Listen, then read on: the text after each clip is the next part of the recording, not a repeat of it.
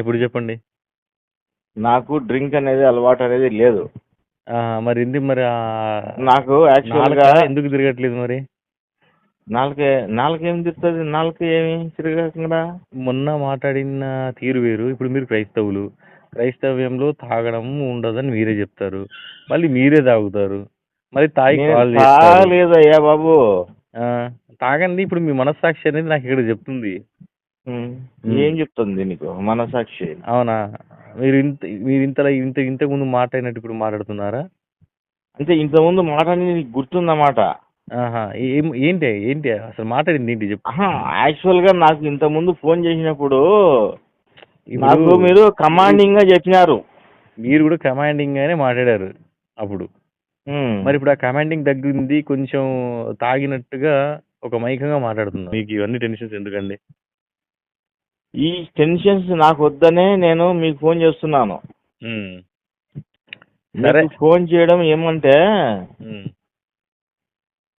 Actual గా మేము మా బతుకు మేము బతుకుతున్నాము. ఫోన్ చేసి నువ్వు ఏం చెప్తావంటే ఆ రోజు మీరు బతకట్లేదండి. మీ బతుకు జడగొట్టినామా? మీ బతుకు తీసుకెళ్లి పాస్టర్ చేతిలో పెడుతున్నా. మీ బతుకు జడగొట్టినామా? మీ బతుకు తీసుకెళ్లి పాస్టర్ చేతిలో పెడుతున్నారు అని అంటున్నా. పాస్టర్ చేతి ఏం పెడతాం? పాస్టర్ చేతిలో 6 రోజులు పని చేసుకుంటారు. 7 రోజులు మంచిగా ప్రశాంతంగా ఇంట్లో ఉండొచ్చుగా. మళ్ళీ ఆ ఏడుపు కొట్టు ప్రార్థనలు అని చెప్పి మళ్ళీ వెళ్ళి ఏడుపు కొట్టు ప్రార్థనలు ఎందుకు? ఇప్పుడు ప్రతి ఒక్కరికి ఒక రోజు అనేది ఉంటది. ఏ రోజు? ఆదివారమా?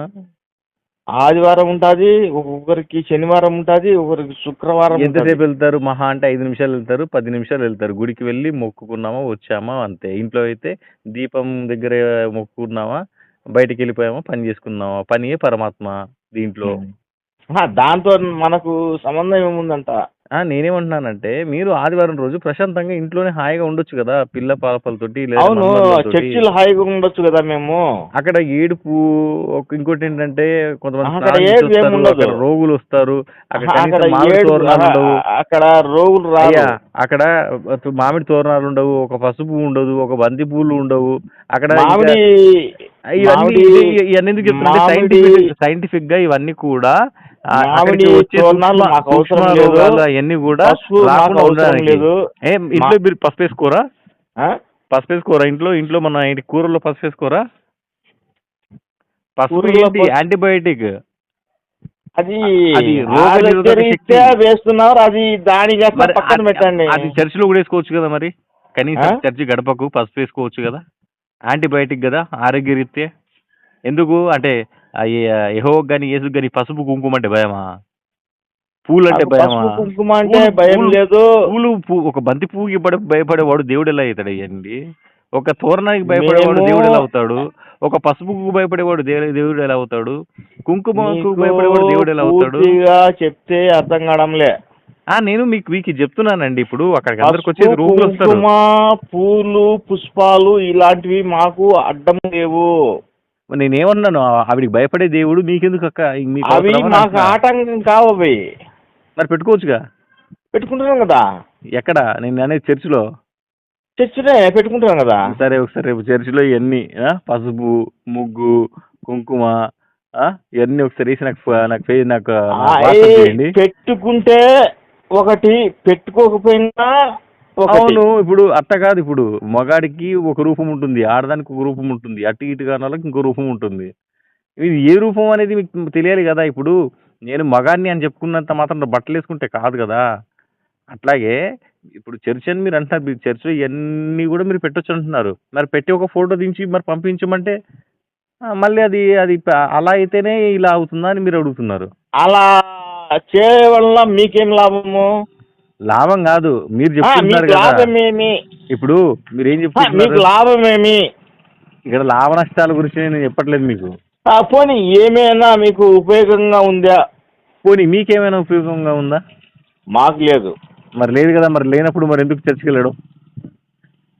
అది మా ఇష్టం. అది పోతాము పోము, అది మా ఇష్టం. అది ఫస్ట్ మీరు బైబిల్ చదవండి. ముందు బైబిల్ చదివితే మీరు ఫస్ట్ మీ యొక్క భగవద్గీత చదవండి. అయ్యో, తాగి మాట్లాడొద్దండి. భగవద్గీత కరెక్ట్ గానండి. భగవద్గీత అందుకే తాగితే మొన్న ఇలా మాట్లాడలేదు మీరు. ఇప్పుడు భగవద్గీత అంటున్నా కదా. అందుకే చెప్తున్నాను కదా, కొంచెం మీరు హార్ట్ పేషెంట్ అంటున్నారు కాబట్టి దయచేసి వాటికి దూరంగా ఉండండి, మంచిది కాదు మీకు. దేనికి? సరే, భగవద్గీత నేను చదివానండి, ఆల్రెడీ బైబిల్ చదివాను, సరేనా? బైబిల్ ఎంత వరకు చదివారు? నేను నాకు 4 సువార్తలు నోటెడే. 4 సువార్తలు నాకు నాలుక మీద ఉన్నాయి. అడుగుతారా? అడగండి, చెప్తా. నాకు అడగాల్సిన అవసరం నాకు లేదు, ఎందుకంటే నువ్వు మీరు క్రైస్తవులు నేను క్రైస్తవునే కానీ మిమ్మల్ని క్వశ్చన్ చేయడానికి నాకు అధికారం ಇಲ್ಲ దేవుడు. నేనేమంటున్నానంటే, అసలు మీరు బైబిల్ చదివినప్పుడు అసలు బైబిల్ ఏముంటుందంటే, నా మాట వినని వాడు నా వాడు కాదు అని ఏసే కుయ్యో ముర్రో మొత్తుకుంటున్నాడు. మీరు బైబిల్ చదివారు, ఏసు మాట వినరు, ఇంకా నువ్వు క్రైస్తవుడు ఎట్లా అవుతావు? మీ తాత ముత్తాతల నుంచి మీరు హిందువులే. మేము ఆల్రెడీ హిందూ దేశంలో ఉన్నాము, హిందువులమే ఇక్కడ భారతదేశంలో ఉన్నాము, హిందువులంగా ఉన్నాము, మేము ఇక్కడ దళితులంగా ఉన్నాము. తప్పండి, ఎప్పుడైనా దళితులు మీరు అలా అనుకోకూడదు. ఎందుకనంటే దళితులు కాకపోతే మాల కులంలో ఉన్నాము అలా అనకూడదు. ఎందుకనంటే ఇప్పుడు మీ ఇంటికి ఎలా అన్నామంటే చెప్పు. నేనేమంటున్నానంటే, మా ఇంటికి రండి, మీకు మంచి అతిథి మర్యాదలు చేస్తాను. అలా కాదండి, నేను మీ ఇంటికి వచ్చినా కానీ మిమ్మల్ని ఏమంటారు, ఒక రిలేటివ్ గానే చూసుకుంటాను, అంతేగాని ఇక్కడ విడగొట్టద్దు ఎప్పుడైనా కానీ. ఒక మనిషి పరంగా ఈ మతం వేరు, కులం వేరు. అంటే హిందువుగా మీకు ఒక కులం వర్తిస్తుంది, క్రైస్తవుడిగా అయినప్పుడు మీకు కులం వర్తించదు. మాకు యాక్చువల్గా ఇక్కడ రెడ్డి, కమ్మ, కాపు, చౌదరి అందరూ మాకు ఫ్రెండ్షిప్ ఉన్నారు. మాకు ఫంక్షన్లు పెడితే వాళ్ళు వస్తారు, వాళ్ళ ఫంక్షన్ పెడితే మేము పోతాం. Functions okay. మా ఫంక్షన్స్ కు వాళ్ళు వస్తారు, వాళ్ళ ఫంక్షన్ వాళ్ళ పంచర్లకు మేము వస్తాం, మా పంచర్లు కాదు బాబు, ఫంక్షన్స్.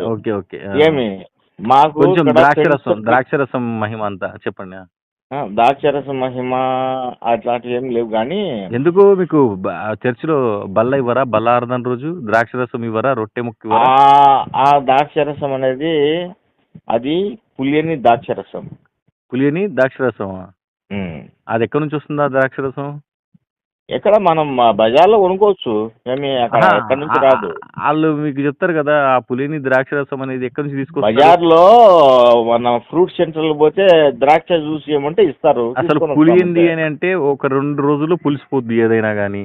అందుకే ఫ్రెష్ గా పోయి అక్కడ పోయి ఫ్రూట్ స్టాల్ కాడ పోతే ద్రాక్ష రసం అంటే ఇస్తారు, అంతే. సరేనండి, ఓకే. ద్రాక్షరసం తాగుతారు, ఆ రక్తాన్ని, ఆ ద్రాక్షరసాన్ని రక్తం అనుకుని తాగుతారు, మళ్ళీ ఆ రొట్టె ముక్క తింటారు, దాన్ని శరీరం అని తింటారు. అసలు శరీరాన్ని, రక్తాన్ని తాగే వాళ్ళని ఏమంటారు? రాక్షసులు అంటారు, సింపుల్ గా. చిన్న లాజిక్ ఎలా మర్చిపోయారండి మీరు? శరీరాన్ని తిని రక్తాన్ని తాగే వాళ్ళని రాక్షసులు అంటారు, దెయ్యాలు అంటారండి. రాక్షసులు అవునా కదా? మీరు కరెక్ట్ గా ఆలోచించండి. శరీరాన్ని ఎవరు తింటారు? ఒక మనిషి శరీరాన్ని, రాక్షసులే కదా. ఒక మనిషి రక్తాన్ని ఎవరు తాగుతారు? రాక్షసులే కదా.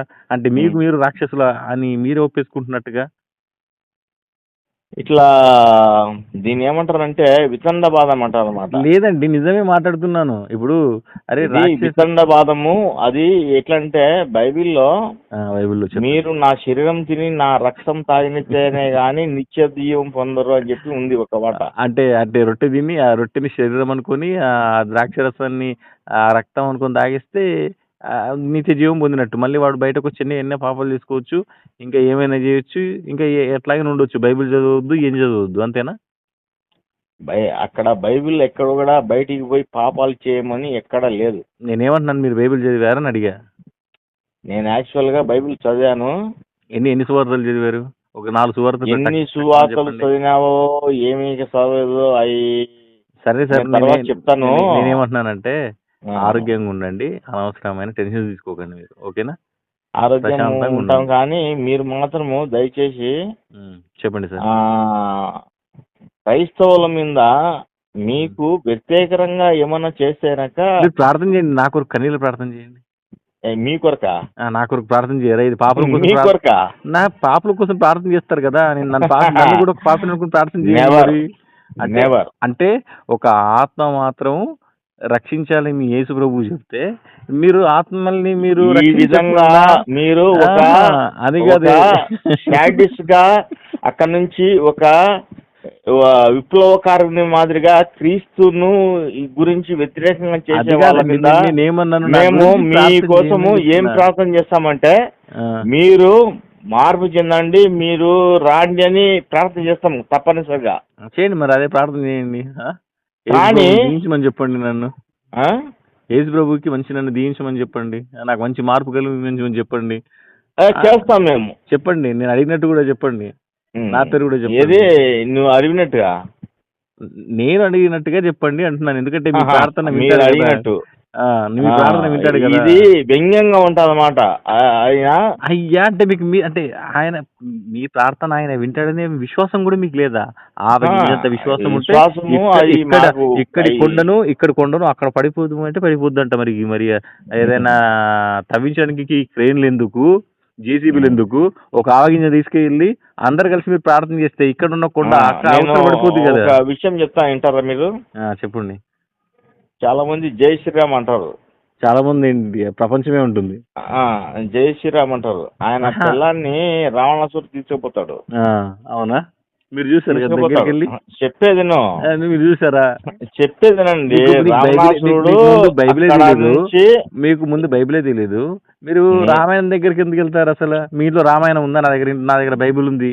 రామాయణం విషయం, మీ ఇంట్లో నా ఇంట్లో బైబిల్ ఉంది, నీ ఇంట్లో నా ఇంట్లో బైబిల్ ఉంది, భగవద్గీత కూడా ఉంది నా దగ్గర.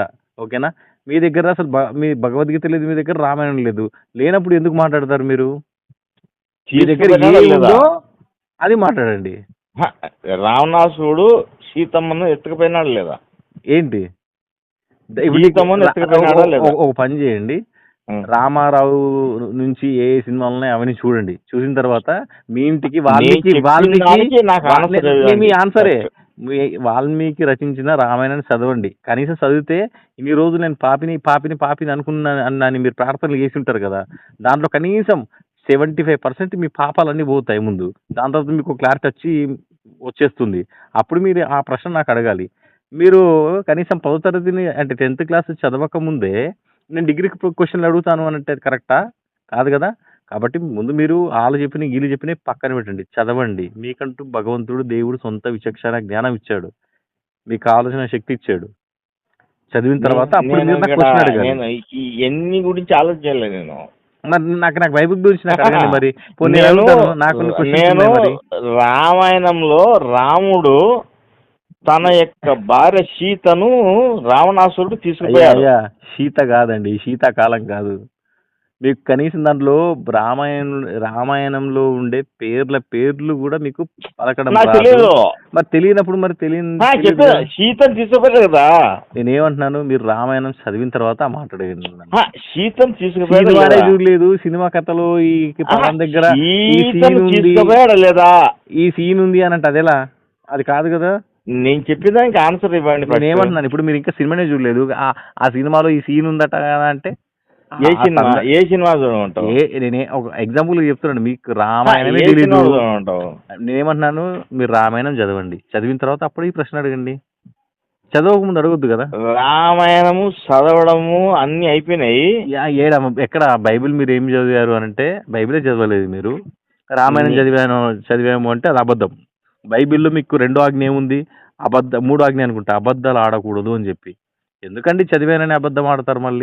మళ్ళీ యేసు పరువు తీస్తారు అనవసరంగా. నేను బైబిల్ చదవకుండా నీకు బైబిల్ చదివి చెప్తానా? మరి అదే మనం అడిగేది. మీరు బైబిల్ ఏమి చదవకుండానే బైబిల్ చదివి చెప్తానా నీకు? సరే బైబిల్ చదివాను, నా సబ్జెక్ట్ గురించి ఏదో నేను నాకు తెలిసినందుకు నేను చదివింటాను. ఇప్పుడు పూర్తిగా అంటే పూర్తిగా నేను చదవలేదు అని చెప్పా. మరి ఒక పని చేయండి, అదైనా ఇదైనా మొత్తం పూర్తిగా చదవండి. ఇది పూర్తిగా నా జన్మ అయిపోయినా కూడా నేను చదవలేను. నేను ఇప్పటికీ బైబిల్ ట్రైనింగ్ చేసా, దాంతోపాటు అదే బైబిల్ని 60 సార్లు చదివి ఉంటా. నువ్వు 60 సార్లు చదివించు. నేను ఇదొక్కటి చిన్నది చెప్తా. లేదు అది మీకు రామాయణం గురించి తెలియదు కాబట్టి సినిమా డైలాగ్ చెప్పొద్దు. మీరు సినిమా డైలాగ్ సినిమా కాదు. ఒకటి ఒక పని చేయండి, సీతను రావణాసురుడు తీసుకున్నాడు లేదా? సరే నేను అడుగుతాను. సీతను తీసుకుపోయినా సరే, లేదా రావణాసురుడు? సరే రావణాసురుడు సీతను తీసుకుపోయినా లేదా? మేరీని పరిశుద్ధాత్ముడు పక్కకు తీసుకెళ్ళాడా లేదా? మేరీని పరిశుద్ధాత్ముడు పక్కకు తీసుకుని పోయినాడా లేదా? అది నాకు పరిశుద్ధాత్మునికి శరీరం ఉందా? ఏది పరిశుద్ధాత్మునికి శరీరం ఉందా? శరీరం లేకపోతే మరి ఏ బొక్కల నుంచి కంటది? శరీరం ఉందా? శరీరం లేదే ఎవరి వల్ల ఆ కన్య అదేంటి ఆయనకు శరీరం ఉందా? ఆయన ఆత్మ కాదు, పావురంతో వేయించుకుంది. పావురం కాదు, ఏదో మనకు పావురం అని అంటారు కానీ పావురం కాదు, ఆయన ఒక ఆత్మ. ఇదిగోండి, ఆత్మ కాదు. ఇప్పుడు పరిశుద్ధాత్మ. ఇప్పుడు నీ సీత గురించి చెప్పు, సీత గురించి చెప్పు. ఇప్పుడు యేసు మీదికి పరిశుద్ధాత్మ ఎట్లా వస్తాడు? పావురం వలె వస్తాడు, అవునా?